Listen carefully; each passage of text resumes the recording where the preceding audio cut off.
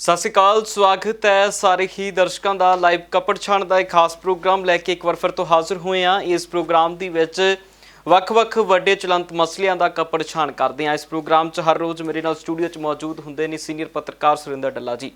ਉਹਨਾਂ ਦੀ ਸਿਹਤ ਥੋੜੀ ਨਾਸਾਜ਼ ਹੋਣ ਦੇ ਚੱਲਦਿਆਂ ਉਹਨਾਂ ਦੇ ਵੱਲੋਂ ਜਿਹੜਾ ਆਪਣਾ ਕੋਵਿਡ ਦਾ ਟੈਸਟ ਵੀ ਕਰਵਾਇਆ ਗਿਆ ਹੈ। ਹਾਲਾਂਕਿ ਉਹ ਆਪਣੇ ਘਰ ਦੇ ਵਿੱਚ ਹੀ ਨੇ ਤੇ ਉੱਥੋਂ ਹੀ ਅੱਜ ਜਿਹੜਾ ਆਪਣੇ ਨਾਲ ਜੁੜਨਗੇ ਤੇ ਸਾਰੀਆਂ ਖਬਰਾਂ ਦਾ ਵਿਸਥਾਰ ਦੇ ਨਾਲ ਕਪੜ ਛਾਣ ਕਰਨਗੇ।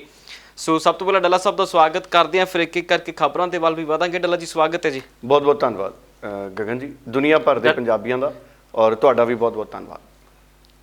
ਡੱਲਾ ਜੀ ਸਿਹਤ ਕਿੱਦਾਂ, ਪਹਿਲਾਂ ਸ਼ੁਰੂ 'ਚ ਦੱਸ ਦਿਓ ਜੀ। ਗਗਨ ਸਿਹਤ ਥੋੜੀ ਜੀ ਹੁਣ ਠੀਕ ਹੈ। ਇਸ ਵਕਤ ਮੈਨੂੰ ਲੱਗਦਾ 100 ਕੁ ਬੁਖਾਰ ਹੋਣਾ। ਲੰਘੀ ਰਾਤ ਹੈ ਜਿਹੜੀ ਉਦੋਂ ਮੈਨੂੰ ਬੁਖਾਰ ਕਾਫੀ ਹੋ ਗਿਆ ਸੀ, ਲਗਭਗ 102 ਦੇ ਕਰੀਬ ਹੋ ਗਿਆ ਸੀ। ਕਾਂਬਾ ਵੀ ਮੈਨੂੰ ਛੜਿਆ, ਪਰ ਹੁਣ ਮੈਨੂੰ ਇਹ ਨਹੀਂ ਪਤਾ ਕਿ ਇਹ ਸਧਾਰਨ ਕੋਈ ਵਾਇਰਲ ਹੈ ਜਾਂ ਕੋਵਿਡ ਹੈ। ਸੋ ਇਸੇ ਕਰਕੇ ਮੈਂ ਤੁਰੰਤ ਬੁਖਾਰ ਤੋਂ ਬਾਅਦ ਅੱਜ ਹੀ ਜਿਹੜਾ ਹੈਗਾ ਦਯਾਨੰਦ ਮੈਡੀਕਲ ਕਾਲਜ ਤੇ ਹਸਪਤਾਲ ਹੈ, ਫਿਰ ਮੈਂ ਉੱਥੇ ਜਾ ਕੇ ਉਹਨਾਂ ਦਾ ਕੋਵਿਡ ਸੈਂਟਰ ਹੈ, ਅੱਜ ਮੈਂ ਕੋਵਿਡ ਦਾ ਟੈਸਟ ਕਰਾ ਲਿਆ ਤੇ ਉਹਨਾਂ ਨੇ ਕਿਹਾ ਕਿ 36 ਘੰਟਿਆਂ ਦੇ ਵਿੱਚ ਰਿਪੋਰਟ ਆ ਜਾਊਗੀ। ਸੋ ਜਦੋਂ ਦਾ ਮੈਨੂੰ ਬੁਖਾਰ ਹੋਇਆ ਉਦੋਂ ਦਾ ਮੈਂ ਆਪਣੇ ਆਪ ਨੂੰ ਸਾਰਿਆਂ ਤੋਂ ਵੱਖਰਾ ਕੀਤਾ ਹੋਇਆ, ਕਿਉਂਕਿ ਪਤਾ ਨਹੀਂ ਹੁੰਦਾ ਕਿ ਸਧਾਰਨ ਵਾਇਰਲ ਹੈ, ਕਿਤੇ ਕੋਈ ਕੋਵਿਡ ਵਾਲਾ ਜਿਹੜਾ ਹੈਗਾ ਕੰਮ ਨਾ ਹੋਵੇ। ਕਿਉਂਕਿ ਮੈਂ ਚੰਡੀਗੜ੍ਹ ਵਾਹਵਾ ਮੇਰਾ ਆਉਣਾ ਜਾਣਾ ਲੱਗਿਆ ਰਿਹਾ, ਮੈਂ ਤਾਂ ਬਾਹਰ ਹਮੇਸ਼ਾ ਹੀ ਮਾਸਕ ਲਾ ਕੇ ਜਾਣਾ, ਪਰ ਰਿਪੋਰਟ ਆਏਗੀ ਫਿਰ ਸਥਿਤੀਆਂ ਨੇ ਜਿਹੜੀਆਂ ਸਾਫ਼ ਹੋਣਗੀਆਂ। ਪਰ ਹਾਲ ਦੀ ਘੜੀ ਜਿਹੜੀ ਹੈ ਇੰਤਜ਼ਾਰ ਹੈ ਸਿਰਫ ਰਿਪੋਰਟ ਦਾ। ਸੋ ਜੇ ਕੋਵਿਡ ਵੀ ਪੋਜ਼ੀਟਿਵ ਵੀ ਹੋਇਆ ਤਾਂ ਵੀ ਮੈਂ ਆਪਣੇ ਵੱਲੋਂ ਪੂਰੇ ਪ੍ਰੀਕਾਸ਼ਨ ਹੈ ਜਿਹੜੇ ਉਹ ਲੈ ਰਿਹਾ। ਔਰ ਇਸ ਤੋਂ ਪਹਿਲਾਂ ਵੀ ਮੈਂ ਲਗਾਤਾਰ ਜਿਹੜੀ ਐਕਸਰਸਾਈਜ਼ ਵਗੈਰਾ ਉਹ ਰੈਗੂਲਰ ਕਰਦਾ ਸੀ, ਕਿਉਂਕਿ ਉਹਦੇ ਨਾਲ ਜਿਹੜੀ ਤੁਹਾਡੀ ਇਮਿਊਨਿਟੀ ਹੈ ਉਹ ਬਣੀ ਰਹਿੰਦੀ ਹੈ। ਸੋ ਠੀਕ ਹੈ, ਬਹੁਤ ਸਾਰੇ ਸਾਡੇ ਦੁਨੀਆ 'ਚ ਲੋਕ ਕੋਵਿਡ ਦੇ ਨਾਲ ਇਸ ਵਕਤ ਲੜਾਈ ਲੜ ਰਹੇ ਨੇ ਤੇ ਮੈਂ ਵੀ ਉਹਨਾਂ ਦੇ ਵਿੱਚ ਸ਼ਾਮਲ ਹੋ ਗਿਆ ਅਗਰ ਪੋਜ਼ੀਟਿਵ ਆ ਗਿਆ ਤਾਂ। ਜੀ ਬਿਲਕੁਲ। ਸੋ ਉਮੀਦ ਕਰਾਂਗੇ ਕਿ ਰਿਪੋਰਟ ਜਿਹੜੀ ਆ ਉਹ ਨੈਗੇਟਿਵ ਹੀ ਆਵੇ ਤੇ ਖਬਰਾਂ ਦੇ ਵੱਲ ਵੀ ਵਧਾਂਗੇ, ਇੱਕ ਇੱਕ ਕਰਕੇ ਸਾਰੀਆਂ ਵੱਡੀਆਂ ਖਬਰਾਂ ਦਾ ਕੱਪੜ ਛਾਣ ਜਿਹੜਾ ਅੱਜ ਦੇ ਪ੍ਰੋਗਰਾਮ ਦੇ ਵਿੱਚ ਕਰਨਾ ਹੈ। ਇੱਕ ਪਾਸੇ ਆੜਤੀਆਂ ਦਾ ਮਸਲਾ ਬੜਾ ਹੁਣ ਉਲਝਦਾ ਜਾ ਰਿਹਾ ਹੈ ਪੰਜਾਬ ਦੇ ਵਿੱਚ। ਪੰਜਾਬ ਸਰਕਾਰ ਦੀ ਅੱਗੇ ਵੱਡੀਆਂ ਚੁਣੌਤੀਆਂ ਖੜੀਆਂ ਨੇ। ਇੱਕ ਪਾਸੇ ਕੇਂਦਰ ਸਰਕਾਰ ਦੀ ਚਿੱਠੀ ਆ ਜਾਂਦੀ ਹੈ, ਦੂਜੇ ਪਾਸੇ ਆੜਤੀਆਂ ਦੇ ਵੱਲੋਂ ਅਲਟੀਮੇਟਮ ਹੜਤਾਲ ਦਾ ਦੇ ਦਿੱਤਾ ਜਾਂਦਾ ਹੈ। ਕੈਪਟਨ ਅਮਰਿੰਦਰ ਸਿੰਘ ਦੇ ਅੱਗੇ ਕਿਹੜੀਆਂ-ਕਿਹੜੀਆਂ ਦਿੱਕਤਾਂ ਨੇ ਅਤੇ ਆੜਤੀਆ ਸਿਸਟਮ ਆਖਰਕਾਰ ਕਿਉਂ ਖਫਾ ਜਿਹੜਾ ਚੱਲਦਾ ਆ ਰਿਹਾ ਹੈ ਕੇਂਦਰ ਸਰਕਾਰ ਤੋਂ, ਇਸ ਦੇ ਉੱਤੇ ਗੱਲਬਾਤ ਪ੍ਰੋਗਰਾਮ ਦੇ ਵਿੱਚ ਅੱਜ ਵਿਸਥਾਰ ਦੇ ਨਾਲ ਕਰਾਂਗੇ। ਨਾਲ ਹੀ ਦੀਪ ਸਿੱਧੂ ਦੀ ਪੇਸ਼ੀ ਸੀ। ਦੀਪ ਸਿੱਧੂ ਦੀ ਅੱਜ ਜ਼ਮਾਨਤ ਦੇ ਮਾਮਲੇ ਦੇ ਵਿੱਚ ਤਰੀਕ ਸੀ, ਬੀਤੇ ਦਿਨ ਕੀ ਕੁਝ ਉਸ ਦੇ ਵਿੱਚ ਹੋਇਆ ਏ ਤੇ ਲੱਖੇ ਸਿਧਾਣੇ ਨੂੰ ਲੈ ਕੇ ਕਿਉਂ ਕਿਸਾਨ ਮੋਰਚੇ ਦੇ ਵੱਲੋਂ ਪ੍ਰੈਸ ਕਾਨਫਰੰਸ ਕੀਤੀ ਗਈ ਹੈ, ਉਸ ਦੇ ਉੱਤੇ ਵੀ ਗੱਲਬਾਤ ਕਰਾਂਗੇ। ਤੇ ਨਾਲ ਹੀ ਬਿਜਲੀ ਅੰਦੋਲਨ ਛੇੜਨ ਜਾ ਰਹੀ ਹੈ ਆਮ ਆਦਮੀ ਪਾਰਟੀ ਹੁਣ ਪੰਜਾਬ ਦੇ ਵਿੱਚ, ਹਾਲਾਂਕਿ ਕੁਝ ਸਮਾਂ ਪਹਿਲਾਂ ਵੀ ਸ਼ੁਰੂਆਤ ਕੀਤੀ ਸੀ ਇਹਨਾਂ ਨੇ, ਉਸ ਦੀ ਵੀ ਗੱਲਬਾਤ ਇਸ ਪ੍ਰੋਗਰਾਮ ਦੇ ਵਿੱਚ ਰਹੇਗੀ। ਉਧਰ ਹਰਿਆਣੇ ਦੇ ਉਪ ਮੁੱਖ ਮੰਤਰੀ ਦੁਸ਼ਯੰਤ ਚੌਟਾਲਾ ਦੇ ਵੱਲੋਂ ਇੱਕ ਦੌਰਾ ਕੀਤਾ ਜਾਣਾ ਸੀ, ਕਿਸਾਨਾਂ ਨੇ ਉਹ ਵੀ ਨਹੀਂ ਹੋਣ ਦਿੱਤਾ। ਕਾਫੀ ਵੱਡੇ ਪੱਧਰ ਦੇ ਉੱਤੇ ਵਿਰੋਧ ਜਿਹੜਾ ਉੱਥੇ ਵੀ ਵੇਖਣ ਨੂੰ ਮਿਲਿਆ ਭਾਜਪਾ ਦੇ ਇਸ ਵੱਡੇ ਆਗੂ ਨੂੰ, ਜੇਜੇਪੀ ਦੇ ਆਗੂ ਨੇ। ਸਭ ਤੋਂ ਪਹਿਲਾਂ ਡੱਲਾ ਸਾਹਿਬ ਵਧੀਏ ਤਾਂ ਆੜਤੀਆਂ ਵਾਲਾ ਕਿੱਦਾਂ ਵੇਖ ਰਹੇ ਹੋ ਡੱਲਾ ਸਾਹਿਬ, ਕਿਉਂਕਿ ਇੱਕ ਲੈਟਰ ਆਉਂਦਾ, ਲੈਟਰ ਤੋਂ ਬਾਅਦ ਹੁਣ ਇਹ ਮਸਲਾ ਕਿਤੇ ਨਾ ਕਿਤੇ ਉਲਝਦਾ ਜਾ ਰਿਹਾ, ਤੁਸੀਂ ਕਿੱਦਾਂ ਵੇਖ ਰਹੇ ਹੋ ਸਾਰੇ ਮਸਲੇ? ਦੇਖੋ, ਅੱਜ ਪੰਜਾਬ ਦੇ ਮੁੱਖ ਮੰਤਰੀ ਨੇ ਵਰਚੁਅਲ ਮੀਟਿੰਗ ਕੀਤੀ ਹੈ। ਕੱਲ ਪੰਜਾਬ ਦੇ ਮੁੱਖ ਮੰਤਰੀ ਨੇ ਵਰਚੁਅਲ ਮੀਟਿੰਗ ਕੀਤੀ ਹੈ। ਸੋ ਇਹਦਾ ਮਤਲਬ ਇਹ ਸੀ ਕਿ ਕੈਪਟਨ ਅਮਰਿੰਦਰ ਸਿੰਘ ਆੜਤੀਆਂ ਨਾਲ ਗੱਲਬਾਤ ਕਰ ਰਹੇ ਸੀ। ਜਿਹੜੇ ਕੈਬਨਿਟ ਮੰਤਰੀ ਆ ਭਾਰਤ ਭੂਸ਼ਣ ਆਸ਼ੂ, ਉਹ ਵੀ ਇਸ ਮੀਟਿੰਗ ਦੇ ਵਿੱਚ ਮੌਜੂਦ ਰਹੇ। ਇਸ ਮੀਟਿੰਗ ਦਾ ਜਿਹੜਾ ਵਿਸ਼ਾ ਰਿਹਾ ਗਗਨ ਉਹ ਇਹੀ ਸੀ ਕਿ ਕੇਂਦਰ ਵੱਲੋਂ ਜਿਹੜੀ ਚਿੱਠੀ ਜਾਰੀ ਕੀਤੀ ਗਈ ਹੈ ਕਿ ਅਸੀਂ ਕਿਸਾਨਾਂ ਦੇ ਖਾਤੇ ਦੇ ਵਿੱਚ ਡਾਇਰੈਕਟ ਫੰਡਸ ਟ੍ਰਾਂਸਫਰ ਕਰਨਾ ਚਾਹੁੰਦੇ ਹਾਂ ਤੇ ਆੜਤੀਏ ਔਰ ਪੰਜਾਬ ਦੀ ਸਰਕਾਰ ਕੀ ਸੋਚਦੀ ਹੈ। ਸੋ ਆੜਤੀਏ ਤਾਂ ਦੇਖੋ ਪਹਿਲਾਂ ਹੀ ਕਹਿ ਰਹੇ ਨੇ ਕਿ ਸਾਡੇ ਥਰੂ ਹੀ ਕਿਸਾਨਾਂ ਨੂੰ ਪੇਮੈਂਟ ਹੋਣੀ ਚਾਹੀਦੀ ਹੈ, ਅਦਾਇਗੀ ਹੋਣੀ ਚਾਹੀਦੀ ਹੈ। ਹਾਲਾਂਕਿ ਪੰਜਾਬ 'ਚ ਕਈ ਕਿਸਾਨ ਸੰਗਠਨ ਵੀ ਕਹਿ ਰਹੇ ਨੇ ਕਿ ਹਾਲ ਦੀ ਘੜੀ ਇਹ ਫੈਸਲਾ ਕੇਂਦਰ ਨੂੰ ਰੋਕਣਾ ਚਾਹੀਦਾ ਹੈ। ਅਸਲ 'ਚ ਗਗਨ ਕੁਝ ਕੁ ਸਾਲ ਪਹਿਲਾਂ ਇਹ ਮੰਗ ਬੜੀ ਉੱਠਦੀ ਸੀ। ਜਿਹੜੀਆਂ ਕਿਸਾਨ ਜਥੇਬੰਦੀਆਂ ਨੇ ਨਾ ਜੀ, ਕੁਝ ਕੁ ਸਾਲ ਪਹਿਲਾਂ ਕਈ ਕਿਸਾਨ ਜਥੇਬੰਦੀਆਂ ਇਹ ਮੰਗ ਕਰਦੀਆਂ ਸੀ ਕਿ ਸਾਡੇ ਖਾਤਿਆਂ 'ਚ ਸਿੱਧੇ ਪੈਸੇ ਪਾਏ ਜਾਣ। ਦੇਖੋ, ਪੰਜਾਬ 'ਚ ਜਿਹੜਾ ਪੈਸੇ ਦਾ ਲੈਣ ਦੇਣ ਹੈ ਨਾ, ਪਹਿਲਾਂ ਕੱਚੇ ਦਾ ਕੰਮ ਬਹੁਤ ਹੁੰਦਾ ਸੀ। ਇੱਦਾਂ ਦੀਆਂ ਅਣਗਿਣਤ ਸ਼ਿਕਾਇਤਾਂ ਸੀ ਜਿੱਥੇ ਆੜਤੀਆਂ ਤੋਂ ਪਰੇਸ਼ਾਨ ਵੀ ਰਹਿੰਦੇ ਸੀ ਕਿਸਾਨ। ਦੇਖੋ, ਸਿੱਕੇ ਦੇ ਦੋ ਪਹਿਲੂ ਹੁੰਦੇ। ਵਪਾਰ ਬਿਜ਼ਨਸ ਦੇ ਵਿੱਚ ਕਈ ਤਰ੍ਹਾਂ ਦੇ ਸਮਝੌਤੇ ਹੁੰਦੇ ਨੇ, ਕਈ ਸਮਝੌਤੇ ਸਿਰੇ ਚੜ੍ਹਦੇ ਨੇ, ਕਈ ਸਿਰੇ ਨਹੀਂ ਚੜ੍ਹਦੇ। ਬਹੁਤੀ ਵਾਰੀ ਜਿਹੜੇ ਕਿਸਾਨ ਨੇ ਉਹਨਾਂ ਤੋਂ ਆੜਤੀਆਂ ਦਾ ਕਰਜ਼ਾ ਨਹੀਂ ਸੀ ਮੁੜਦਾ ਤੇ ਵਿਆਜ ਲੱਗਦਾ ਰਹਿੰਦਾ ਸੀ। ਅੱਜ ਠੀਕ ਹੈ, ਕਿਸਾਨ ਅੰਦੋਲਨ ਦੀ ਸਥਿਤੀ ਬਣ ਗਈ, ਨਵੇਂ ਸਿਰੇ ਤੋਂ 9 ਮਾਸ ਦਾ ਰਿਸ਼ਤਾ ਬਣ ਗਿਆ, ਜਿਵੇਂ ਕਿਸੇ ਵੇਲੇ ਬੀਜੇਪੀ ਤੇ ਅਕਾਲੀ ਦਲ ਦਾ ਸੀ। ਅੱਜ ਆੜ੍ਹਤੀਆਂ ਤੇ ਕਿਸਾਨਾਂ ਦਾ 9 ਮਾਸ ਦਾ ਰਿਸ਼ਤਾ ਬਣ ਗਿਆ, ਪਰ ਸਬੰਧ ਮਿਲੇ ਜੁਲੇ ਰਹੇ ਨੇ ਕਿਸਾਨਾਂ ਦੇ ਤੇ ਆੜ੍ਹਤੀਆਂ ਦੇ। ਹਮੇਸ਼ਾ ਕਿਸਾਨਾਂ ਤੇ ਆੜ੍ਹਤੀਆਂ ਦੇ ਸਬੰਧ ਨੇ ਜਿਹੜੇ ਕਾਰੋਬਾਰੀ ਰਹੇ ਨੇ, ਕਈ ਲੋਕਾਂ ਦੇ ਡਿਸਪਿਊਟ ਵੀ ਪੈਂਦੇ ਰਹੇ ਨੇ ਆੜ੍ਹਤੀਆਂ ਦੇ ਨਾਲ। ਪਰ ਹੁਣ ਕੈਪਟਨ ਅਮਰਿੰਦਰ ਸਿੰਘ ਦੇਖੋ, ਹੁਣ ਕੱਲ ਉਹਨਾਂ ਨੇ ਮੀਟਿੰਗ ਕੀਤੀ ਆੜ੍ਹਤੀ ਐਸੋਸੀਏਸ਼ਨ ਨਾਲ, ਪੰਜਾਬ ਆੜ੍ਹਤੀ ਐਸੋਸੀਏਸ਼ਨ ਫੈਡਰੇਸ਼ਨ ਦੇ ਨਾਲ ਉਹਨਾਂ ਨੇ ਮੀਟਿੰਗ ਕੀਤੀ। ਗਗਨ, ਇਹ ਮੀਟਿੰਗ ਪਿਛਲੇ 1 ਸਾਲ ਦਾ ਸਮਾਂ ਮੰਗਿਆ ਸੀ ਪਹਿਲਾਂ ਸਰਕਾਰ ਨੇ ਕਿ ਸਾਨੂੰ 1 ਸਾਲ ਦਾ ਸਮਾਂ ਦਿੱਤਾ ਜਾਵੇ, ਹੁਣ ਫੇਰ ਸਮਾਂ ਮੰਗ ਰਹੇ ਨੇ ਕਿ ਸਾਨੂੰ 1 ਸਾਲ ਦਾ ਸਮਾਂ ਹੋਰ ਦਿੱਤਾ ਜਾਵੇ। ਜਿਹੜੀਆਂ ਮੀਟਿੰਗਾਂ ਅੱਜ ਕੈਪਟਨ ਅਮਰਿੰਦਰ ਸਿੰਘ ਕਰ ਰਹੇ ਨੇ, ਇਸ ਤਰ੍ਹਾਂ ਦੀਆਂ ਮੀਟਿੰਗਾਂ 1 ਸਾਲ ਪਹਿਲਾਂ ਹੋਣੀਆਂ ਚਾਹੀਦੀਆਂ ਸੀ, ਤਾਂ ਕਿ ਪੰਜਾਬ ਕੋਈ ਨਾ ਕੋਈ ਬੰਦੋਬਸਤ ਕਰ ਲੈਂਦਾ, ਕੋਈ ਨਾ ਕੋਈ ਵਿਵਸਥਾ ਕਰ ਲੈਂਦਾ। ਦੇਖੋ, ਮੈਂ ਹਮੇਸ਼ਾ ਇਸ ਗੱਲ ਦਾ ਹਾਮੀ ਹਾਂ। ਮੈਂ ਕੱਲ ਦਾ ਪ੍ਰੋਗਰਾਮ ਵੀ ਕੀਤਾ, ਬਹੁਤ ਸਾਰੇ ਪੰਜਾਬੀਆਂ ਦੇ ਮੈਨੂੰ ਉਹਦੇ ਤੇ ਕਮੈਂਟ ਵੀ ਆਏ, ਔਰ ਮੈਂ ਬੜਾ ਹੈਰਾਨ ਹੋਇਆ।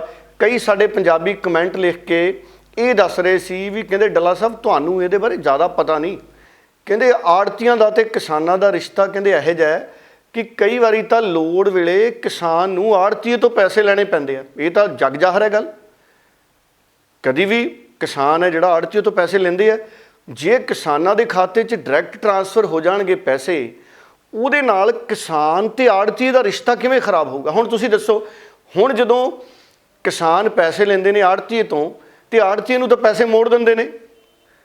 ਕਿਸਾਨ ਇਸ ਤਰ੍ਹਾਂ ਪੈਸੇ ਨਹੀਂ ਲੈਂਦੇ ਜਿਵੇਂ ਇੱਕ ਪੁੱਤ ਆਪਣੇ ਬਾਪ ਤੋਂ ਪੈਸੇ ਲੈਂਦਾ ਹੈ ਵੀ ਬਾਪੂ ਜੀ ਤੋਂ ਜਿੰਨੇ ਪੈਸੇ ਮਿਲ ਗਏ ਉਹ ਮੇਰੇ ਹੋ ਗਏ।